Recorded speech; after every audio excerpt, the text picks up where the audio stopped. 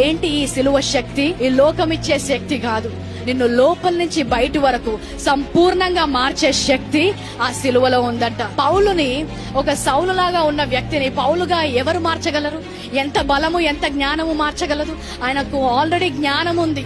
గమాలియేలు దగ్గర ఆయన నేర్చుకున్నాడు, ధర్మశాస్త్రం నేర్చుకున్నాడు, బలమున్న వారు ఉన్నారు, సైన్యం ఉన్న వారు ఉన్నారు. కానీ ఆయన జీవితాన్ని మార్చివేసింది ఆ బలము, ఆ జ్ఞానము కాదు, కానీ సిలువ యొక్క శక్తి.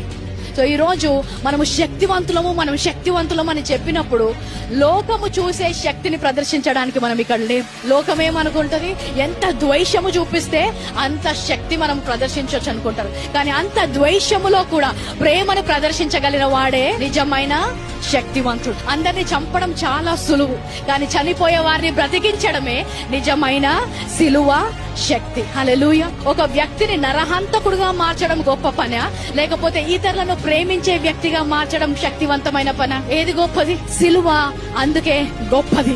నరహంతకులను, వేశ్యలను, ఇతరుల ముందు క్రూర మృగాలుగా ఉండే వారిని సాధు మనుషులుగా, ప్రేమించే వ్యక్తులనుగా, ఇతరులకు ప్రేమ పంచే వ్యక్తులుగా సిలువ మార్చవేయబడింది. అందుకనే ఈ రోజు సిలువ దేవుని యొక్క శక్తి. ఈ శక్తి ఎక్కడా కూడా దొరకదు, కానీ సిలువలో మాత్రమే యేసుక్రీస్తు మనందరికీ ఇచ్చాడు.